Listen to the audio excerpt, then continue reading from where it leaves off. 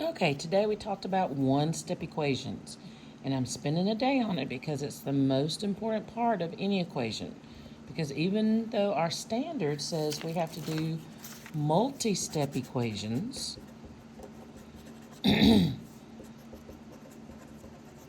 you're always going to simplify them down to a one-step equation. Always. They're going to start out big, but they're going to end up your variable, one thing happening to it, and a number, okay? So, we're going to start with x minus 4 equals 7. All right? The goal of a... Final call for all students writing lesson 3.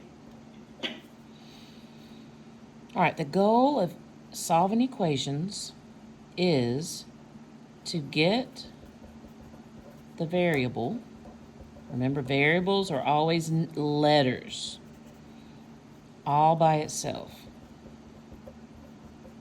on one side. Okay, and it'd be nice if this was our thing. 1 minus 4 equals 7. We can't just erase this and put it over here because that's not going to give us the right solution. Okay, in equations, the equal sign is the middle of your equation. This is one side, this is one side. This is an expression, this is an expression. What's over here cannot go over there unless we do inverse operations, which is the opposite of what's happening. That is the only way you can move things to the side, okay? Now, what that's called in math terms is isolate the variable. So you're not going to hear me say, okay, get y or x all by itself. I'm going to say you got to isolate the variable. Think about when people had COVID. They had to isolate. They had to be quarantined. They were moved away from everybody else, okay? We want to get this all by itself. Our final answer is going to be x equals a number. Your answers are always going to be a variable equals a number, and that's a naked number, no variable with it. Okay, how do we do that? We're going to use inverse operations.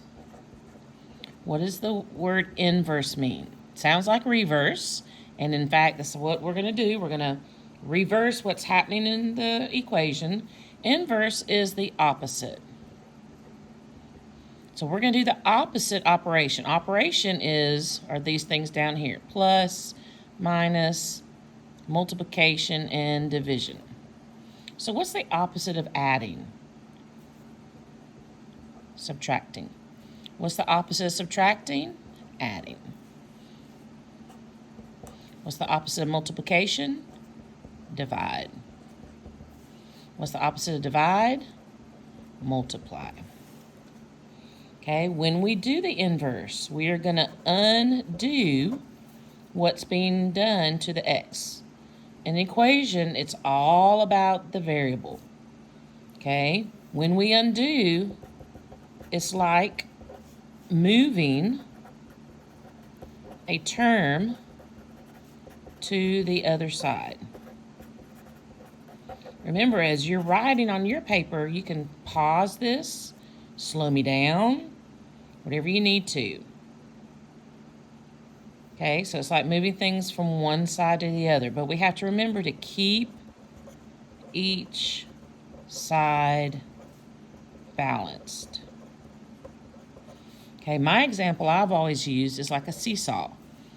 On a seesaw, you have the piece that the piece of wood sits on, and if one person sits on this side and the exact same size person sits together, it's balanced.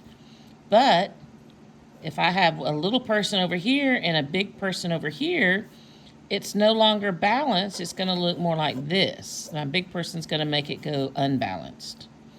So we have to keep each side balanced, and we do that, okay? What you do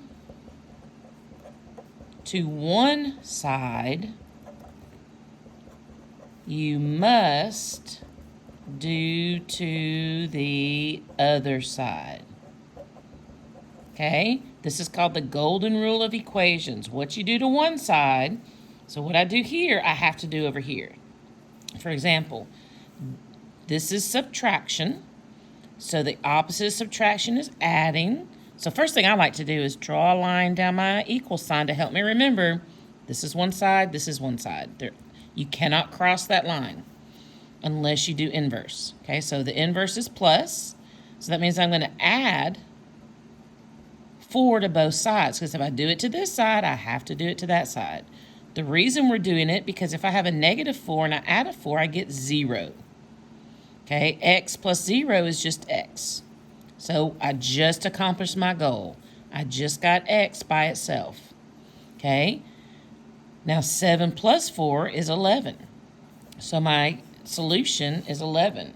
And you don't really say answer so much as a solution, because this was the original, x minus 4 equals 7.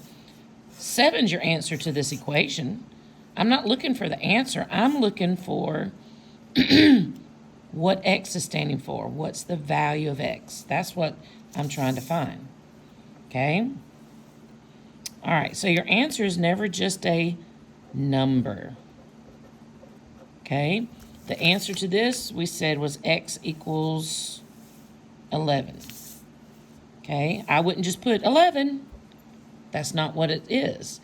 We're saying that x is 11. That's what we're trying to find. What is x? So your answer must be a variable, okay, like x, equals a number with no variable.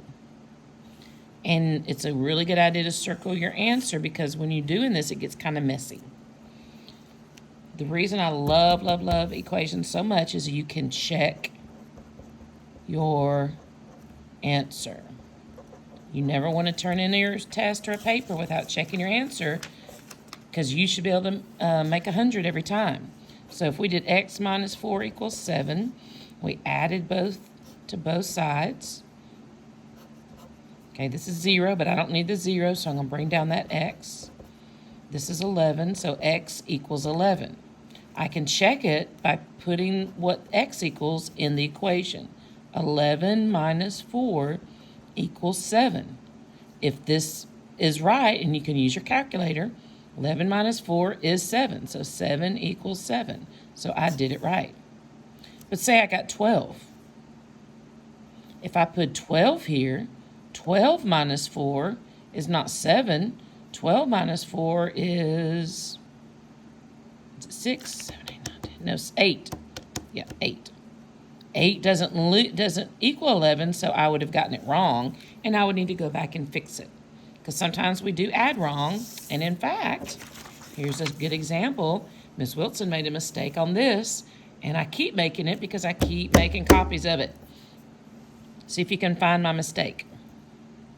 I'll give you a minute. This is how you show your work, though. How to show your work. I know you can do it in your head sometimes, but the big equations we're going to be working with, you can't. Okay? And once you get down to the last one step, that's okay. But just learn how to do it correctly. I always put a line down my equal sign. This is subtraction, so I'm going to add on both sides. This equals 0, so I have my x. 17 plus 4 is 21. Okay, I put 13. What did I do? I subtracted. I totally ignored that plus sign and I subtracted. It's easy to make mistakes. So that's why if I had gone up here and put in 13 minus 4 equals 17, I would have said, ooh, that's not right. And then I would have figured out my mistake. So we always want to start on the side that has the variable. Now we are going to have some problems that are going to have a variable on both sides. So then it doesn't matter which one you start on. Okay, what operation is being done to this variable? Find out what operation is being done and do the inverse. So what divides the equation into two sides? Equal sign. All right, let's look at this one. If you want to stop your video and see if you can do it before I do it, go ahead. So first thing I'm going to do is I'm going to identify the operation. So this is subtraction. And I'm going to do the inverse. So the inverse is plus. Why don't I subtract 68? Okay, this is what would happen if I subtracted 68. If I did this and did minus 68, okay, 68 minus 68 does give me 0. So I would have 0 equals negative 12 minus 68. That's going to be negative 80. J minus 80. Okay, I still have my number over here. So I still have another step. I'm going to have to add 80 on both sides to get J by itself. And then I still get the right answer, but I'm making more work for myself. So you always want to start on the side with the variable. So plus 12 minus 12 is 0. J equals 80. Okay, this is my answer. So I showed my work. I did the inverse to undo what was happening, but I had to keep both sides equal and balanced. The last step, check your work. I put in 80 for J, so 80 minus 12 equals 68. If I took the calculator and did 80 minus 12, I get 68, so I did it correctly. All right, let's try this one. Now, I'm going to rewrite this one because you're not going to see, I don't think, W times 2. It's going to look like this. 36 equals 2W.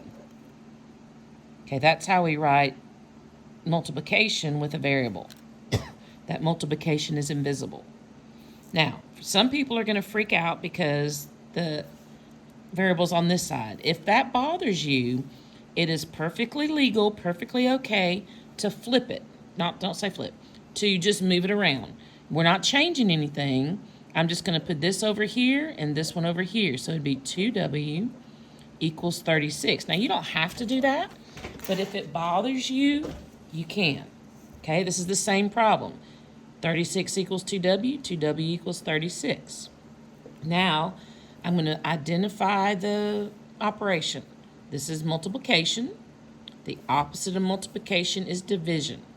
The way I do it is I draw my division line like a fraction, because it's in a fraction. This says divided by, and I'm going to put my 2 because it's what's by the variable. When I have a 2 over 2, that's just a 1. So I have 1W. So again, I have got the W all by itself. We don't have to draw a 1 in front of it. Now over here I know that I'm going to do 2 into 36. 2 goes into 3 one time. I have 1 left over. 2 goes into 16 8 times. There's my answer. So if I did like this, if I did 36 equals 18 times 2, I will get 36. So we did it right. Okay, always keep it balanced. Always keep it balanced and check your work. Let's see, I think there's one we didn't do. This was being multiplied, so we did the opposite. So they did not do a sample of multiplication, so let's do that. So let's do one. We did multiplication. X divided by 4 equals 6. All right, so they didn't do that on this one. So what happens when we have division? Okay, you might see it, you could see it like this. X divided by 4 equals 6. Okay, I usually see it like this. But if it's division, then we know we're going to multiply.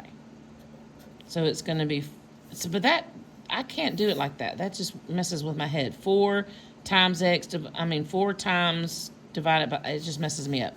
I prefer to do it like this. X divided by 4 equals 6. Because what I'm going to do is the inverse. The opposite of division is multiplication. I'm going to multiply both sides by 4. Now over here I write it up because I'm going to put it over a fraction. because this is a fraction.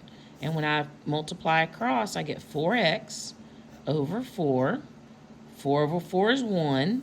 So again, this just cancels out to 1. I have my x by itself. It's isolated. 6 times 4 is 24. Okay, let's see if that works. Okay, x over 4, so that's 24 over 4 equals 6. 4 goes into 24 6 times. We did it right. Okay, so tomorrow you're going to do some practice. Okay, the only other thing that's going to be different, because you learned this and did this, I hope it's coming back to you in 6th and 7th grade. Not only are we going to do multiplication, division, all that, you're also going to see this.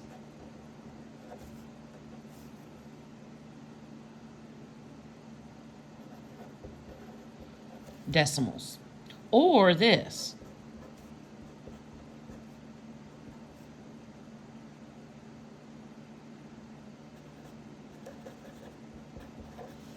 Okay, let's see what we would do different. Just because it has a decimal or a fraction doesn't mean we can't do it. Okay, we just got to think a little bit. So x minus, okay, let me go ahead and draw my line down. X minus, so I'm subtracting, so I know I'm going to add on both sides. I'm going to I'll add 1.5 because that's going to give me 0, and it brings down my x. So if I add 1.5 here, I got to add a 1.5 here. I'll add a 0 there because I don't have a second place, hundredths place. Okay, I can put it in the calculator, or I can do it in my head. 5 minus 0 is 5. 2 minus 5, I can't do that. So I'm going to borrow from here. 8, 9, 10, 11, 12, no. 7, 8, 9, 10, 11, yep, 7. So this is going to be 7. 2 minus 1 is 1. Okay, so my answer should be 1.75. But I don't have a calculator really close by, do I? To check myself, but let's see. So if I put 1.75 minus 1.5 equals 3.25. Oh, I did it wrong. Look what I did. I subtracted. See, I knew that wasn't going to work. All right, so let's start over. X minus 1.5 equals 3.25. This is subtracting. I do that all the time. I'm going to add 1.5. I don't know why I automatically tried to subtract. I think because I drew all that 0. I'm adding. So 5, 7, 475. That makes more sense. This is 0. X equals 475. So now let's try it. 475 minus 1.5. So 475 minus 1. Now you're going to have a calculator. So that's 5. Let's see. 7 times be 12. Wait, that's not right. I don't have to borrow. 2, 3. 325. Yep. So 325 equals 3.25. All right. So see, it's so easy to make mistakes. I did it right here. Instead of adding, I just started subtracting. So always check your answer and you'll catch yourself, okay? So now we've done an adding and a subtracting, dividing and multiplication. Now let's look at this one. We were just doing some with radical numbers, rational numbers. So now I've got x minus 1/4 equals 1/2. So this kind of looks confusing, but don't let it scare you off. So I'm subtracting, so I'm going to add this to both sides. Now, instead of doing under, I'm going to do mine beside. Okay, so I'm adding 1/4. Here, I'm subtracting 1/4, and we know adding.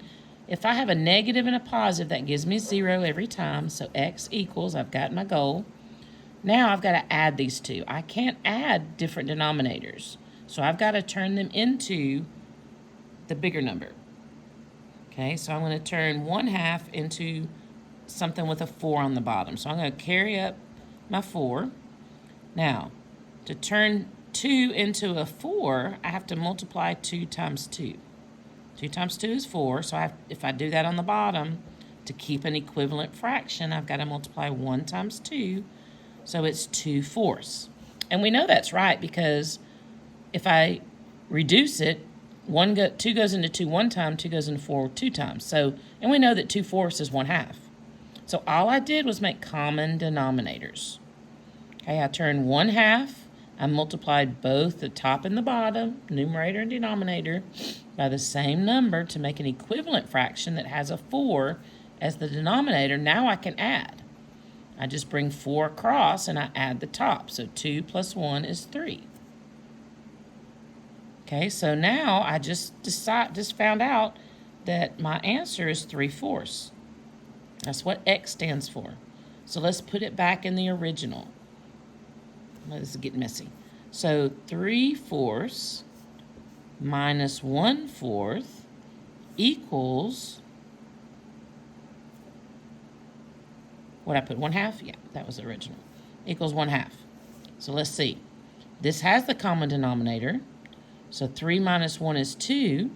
So 2/4 does equal 1/2 because 2 goes into 2 one time, 2 goes into 4 2 times. This will simplify to 1/2. So we did it right. But don't let the fractions mess you up, okay? Or the decimals. You do it exactly the same, but instead of multiplying by a whole number or dividing by a whole number, you're just going to use the fraction and what we know about adding, subtracting, multiplying, dividing, decimals, and fractions. Again, if this got messy, you can push pause, rewind, and watch it again.